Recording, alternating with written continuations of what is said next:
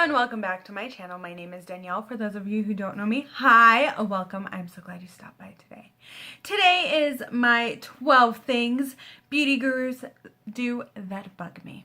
So I have my whole list here, and we're just gonna go through each item and kind of talk about it and talk about those things that beauty gurus do that are kind of just a little off in my opinion. So I'm not doing this to bash them completely, but there are just a few things that I'm like, why? Why are we doing that? So number one, try out a product one time and say that it is their favorite. You've only tried it once. It was a first impression. You even said on camera, you only tried it once, but we're still going to say it's our favorite? No, don't do that. I have to stop myself because sometimes I want to be like, oh, this is great. Well, and then I kind of think in the back of my mind, oh, first time, probably should use it a couple more before I'm like, oh, greatest product in the world, when it's really not. So that brings me to number two. Lie about how good a product is in general. I love when they're like, this is the greatest product ever. You can kind of see them struggling using it, and you're like, okay, how much are you being paid to kind of peddle this product? Okay, I get it. You have to make it work, but don't just tell us that it's like the greatest product in the world. It's like the end-all be-all product when it's just not. Like, it can't be. Number three, when they push their Morphe codes, not just mentioning it once, I'm fine with people having Morphe codes. That doesn't bug me at all. What bugs me is when they're in the video using a different makeup product and they're like, oh, by the way, Morphe makes something similar to this. Here's my Morphe code. And then they pull out a Morphe brush. Morphe code, Morphe code, Morphe code, Morphe, Morphe, Morphe, Morphe. How many times do I need to hear you say Morphe in one video to understand that you have a Morphe code, especially if you link it down in the description box? Because I don't know about you, but I tend to look in people's description boxes a lot. A lot. So, yeah. Okay, let's go with number four. So, their intros where they show off their makeup, you know this? Where they're just going and going and going, and you're just like, okay, when are we gonna start? Or they're really long intros where it has nothing to do with the video, but they're just talking and talking and talking. Please leave somewhere timestamp so I can skip your intro. I just want to see the makeup. Okay, so number five, we're gonna start talking about the makeup.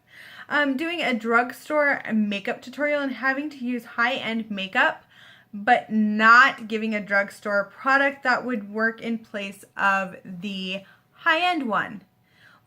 You're doing a drugstore makeup tutorial, and in your title you put drugstore makeup tutorial, and then 4 of your products are not drugstore, and you're like, oh, I'm sorry, I thought I had this in drugstore, but it didn't. Why wouldn't you check before you started the video? I don't understand that. Don't tell me it's a drugstore tutorial when it is a drugstore tutorial on maybe the lipstick and a few other things, but you decided the foundation, the bronzer, the number of different things is not going to be drugstore. Also, if you're going to do it, just say, oh, but I do know of da-da-da-da-da product that would work in place of this. I just didn't have it on hand. That I could understand. But don't just not do anything or say, I don't really know a drugstore product that wouldn't work. That might be okay. But fill it in. Just don't leave me going, oh, I can't afford that $50 powder. Thank you for putting that in your video. The next one is number 6. Not uploading as often as they used to, or just having bland videos in general. Have you guys noticed that about big gurus? They're like, I upload once a month and this video is crap. Seriously, I don't get it. I'm like, okay, I get that you're probably doing other things, that you're maybe collabing with makeup brands, things like that. I get it. But you started off as a YouTuber. You still call yourself a YouTuber, but when are you doing YouTube? I'm waiting for that answer. Come on. It just doesn't make any sense. Number 7. The amount of sponsored videos, yes, I understand that they do have to make money, and I'm not saying that they shouldn't make money, but do you really have to do 7 sponsored videos in a row? Also, like, how hard is it to go, oh, by the way, this video is sponsored? Like, that doesn't bug me when somebody's, like, upfront about it. Like, tell me you're sponsored. That's great. Good for you. I'm proud of you for getting that far to be able to be sponsored. That's awesome.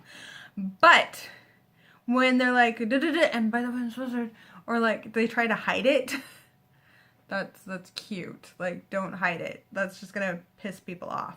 But seriously, the amount of sponsored videos is kind of ridiculous. Like, that leaves all of your content is paid for, and really, what are your opinions? Should I be trusting you? Should I even be watching you anymore? Like, that's really where my thoughts are with that. Number 8.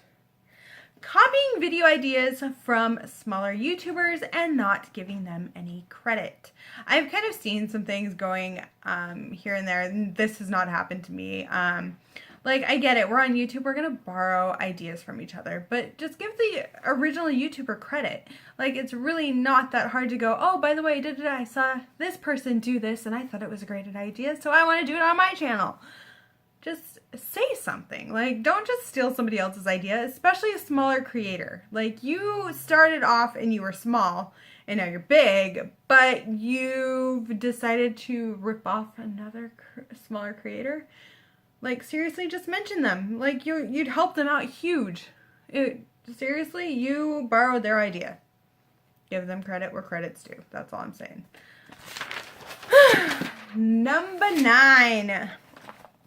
When they do a makeup tutorial but are so far away from the camera that you can't see what they're doing.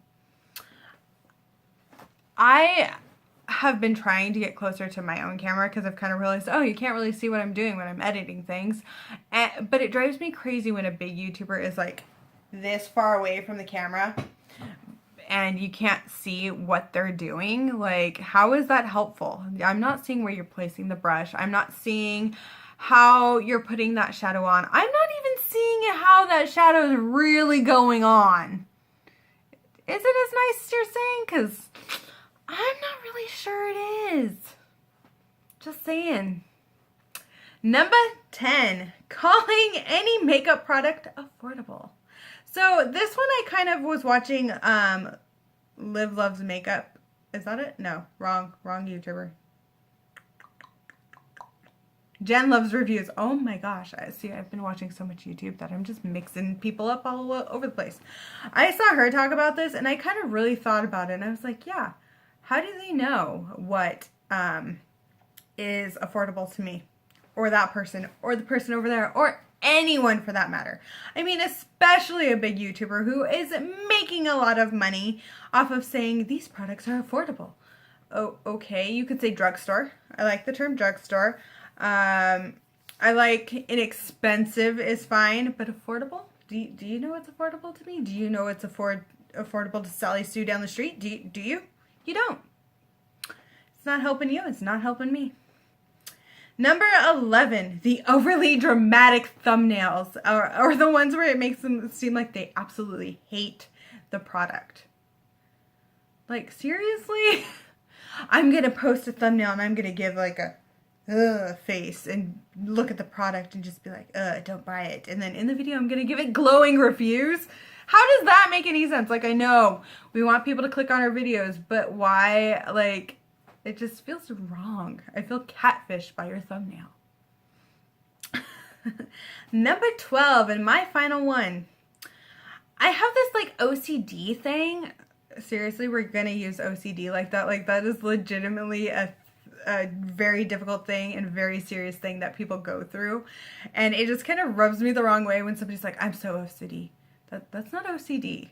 That's just, you just have to have things a certain way. That's your thing.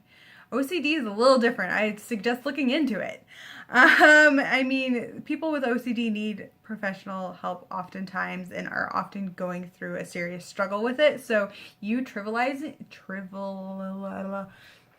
making it trivial, there you go, is just not appropriate at all.